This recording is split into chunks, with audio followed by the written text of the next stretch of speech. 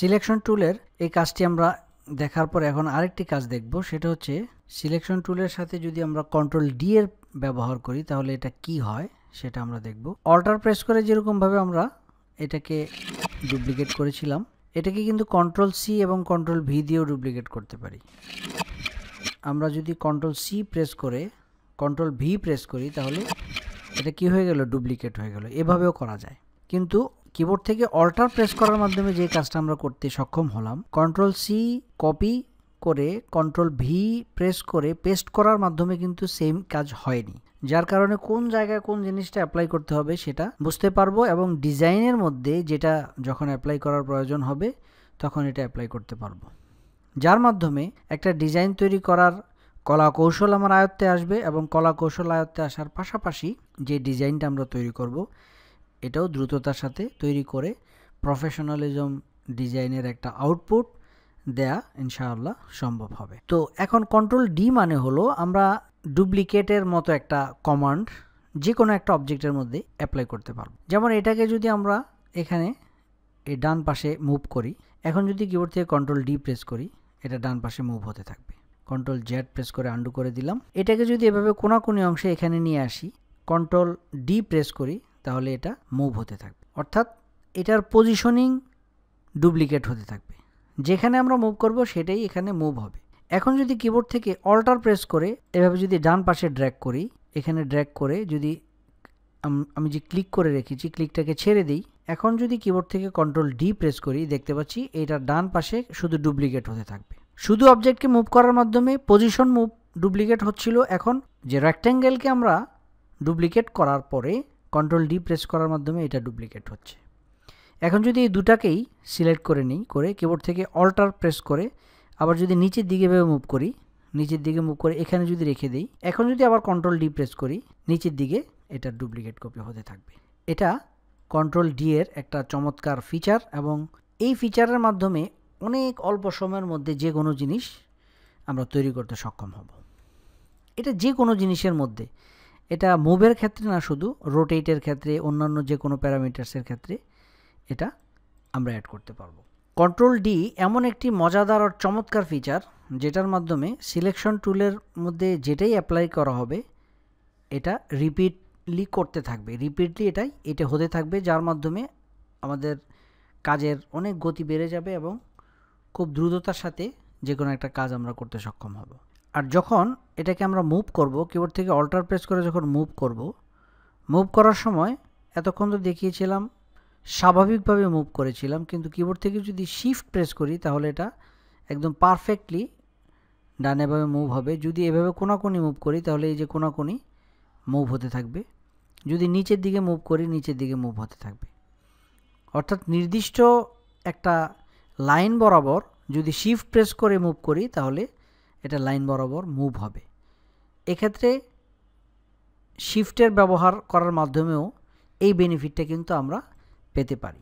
এখন এটাকে যদি একটু ছোট করে দিই, আমরা এভাবে ছোট করে এখান থেকে ঠিক এভাবে নিচের দিকে শিফট প্রেস করে এভাবে এই অংশে নামিয়ে দিই, কন্ট্রোল ডি প্রেস করতে থাকি, তাহলে এটার কপি হতে থাকবে।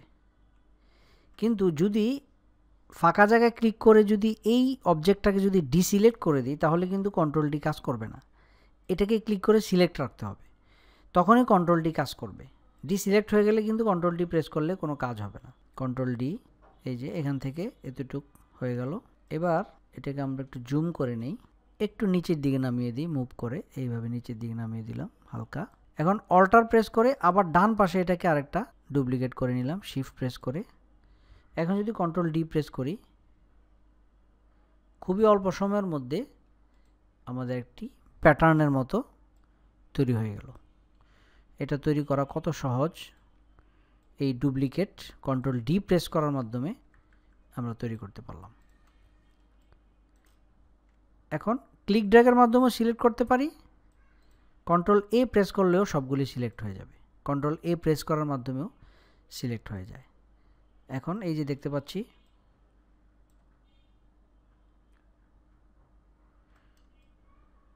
আমাদের কাঙ্ক্ষিত যে বক্সগুলি, একটা বক্স কত অল্প সময়ের মধ্যে অনেকগুলি বক্স বক্সের কপিতে পরিণত হয়ে গেল কন্ট্রোল ডি অ্যাপ্লাই করার মাধ্যমে।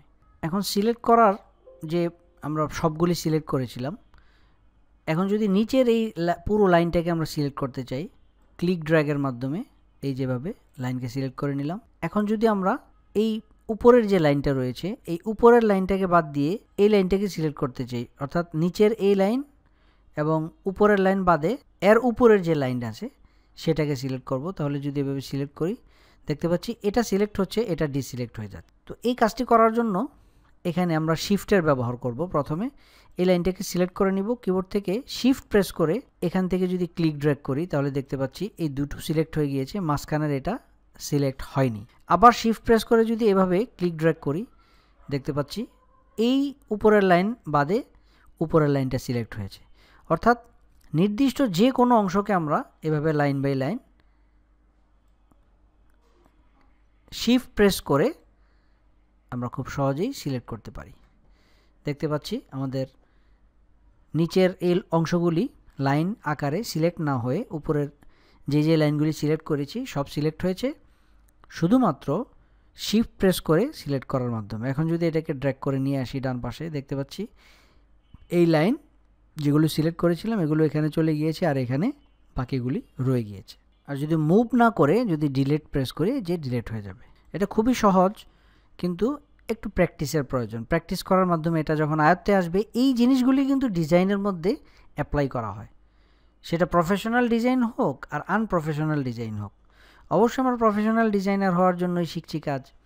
এই জন্য প্রফেশনাল ডিজাইনার হওয়ার জন্য এই বেসিক কিছু কিছু ছোট অংশ যদিও ছোট মনে হয়, এগুলো কিন্তু অ্যাডভান্স লেভেলের মধ্যে ইউজড হয়ে থাকে এবং এই টেকনিকগুলি ইউজ করার মাধ্যমে প্রফেশনালিজম ডিজাইন তৈরি করা সম্ভব হয়।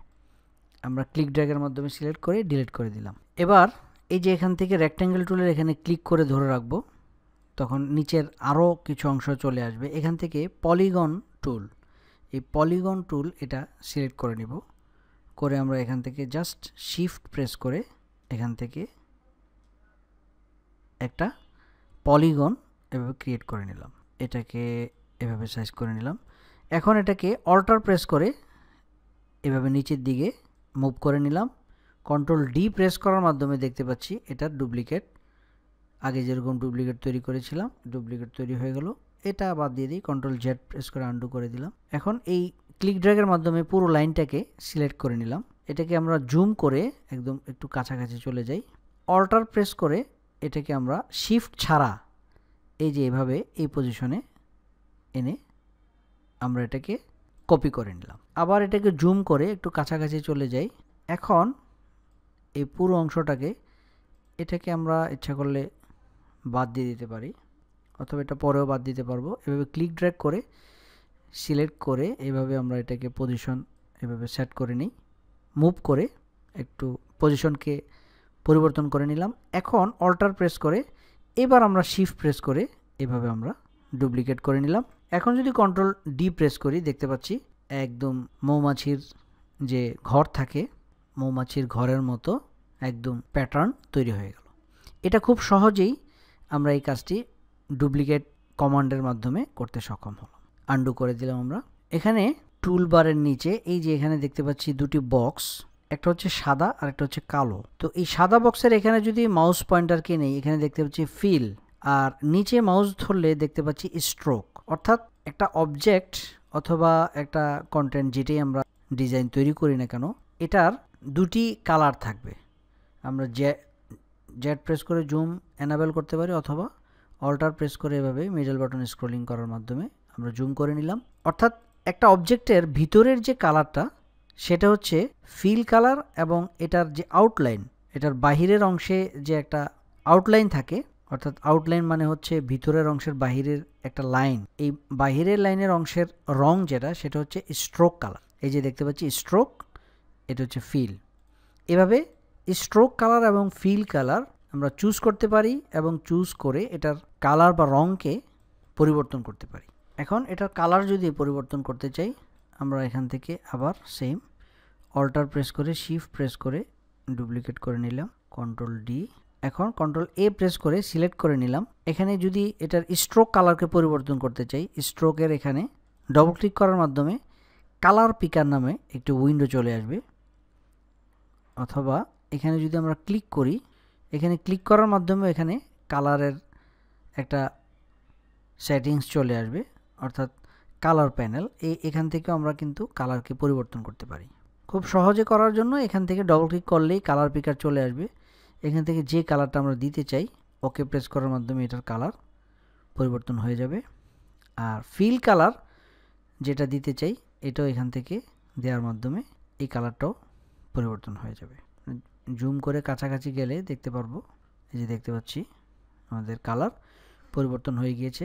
নির্দিষ্ট কোনো অংশের কালার যদি পরিবর্তন করতে চাই, ঠিক আগের মতো শিফট প্রেস করে সিলেক্ট করে নিব যে কালারকে আমরা পরিবর্তন করতে চাই, এটা এইভাবে পরিবর্তন হয়ে যাবে।